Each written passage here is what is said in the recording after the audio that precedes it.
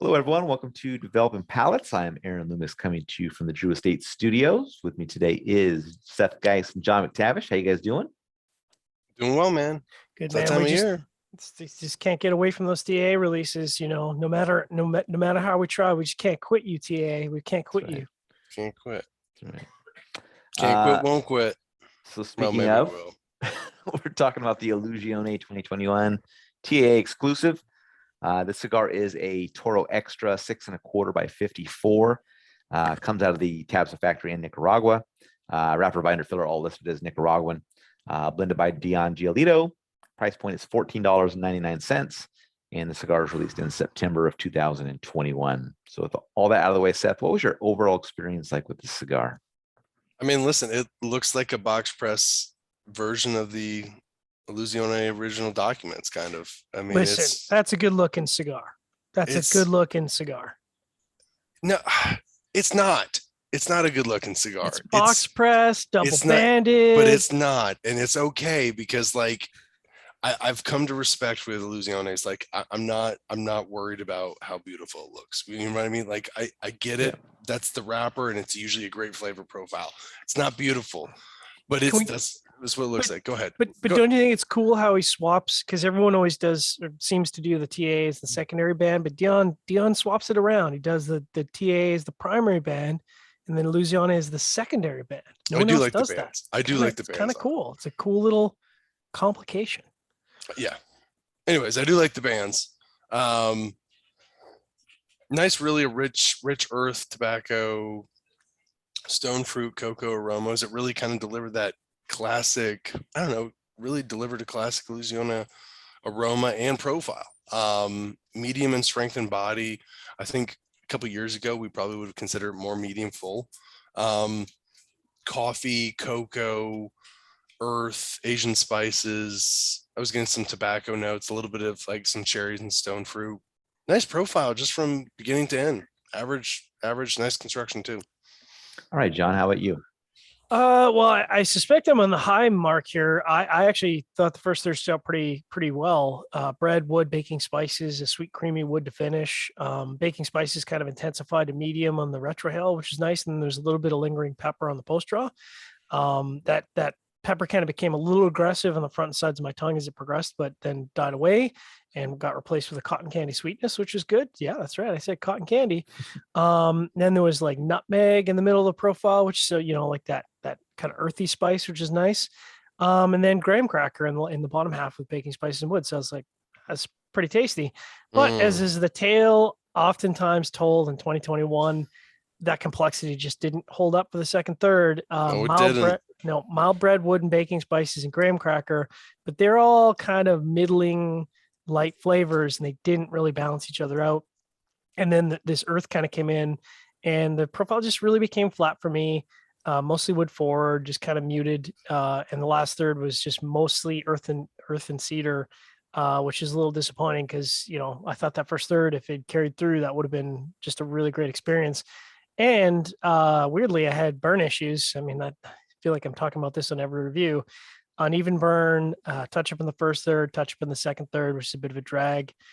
Draw is perfect though, so and I think that's probably the case on a lot of box presses. You get a really good draw on a box press. So overall, flavor profile wise, slightly above average for me. What about you, Aaron?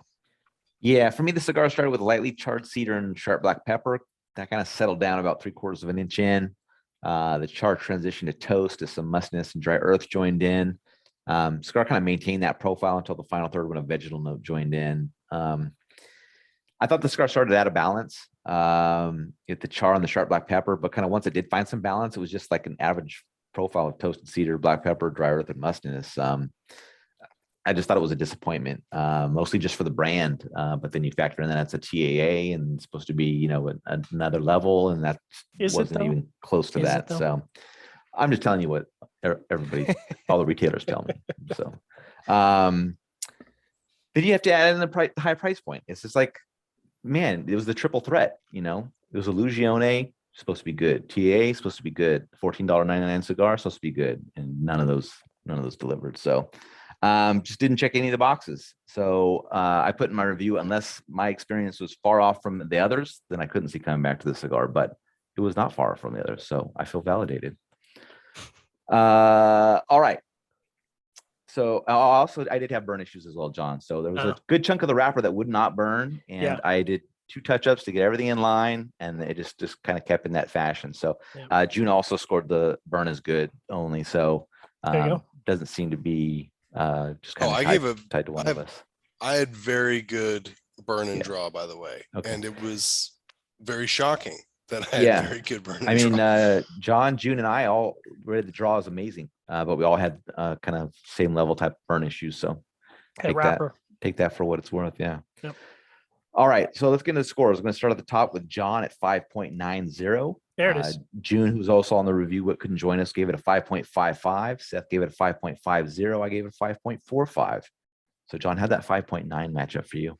Listen, man, if we were talking about any other cigar other than something Dion had made, I'd just be, rattle off my 5.9, pretty average, kind of disappointing based on the price point. I think the problem here is that, we know that Dion puts out lots of stuff that's like in the 7s and 8s. And, I feel like half his portfolio is sub $8. So it's really tough to go, there's so many Illusiones I could pick up sub $8 that are like scoring in the high 7s and 8s. They're exactly what I want out of a cigar. And you come along to something like this, which is a premium price point, supposed to be a premium TAA release.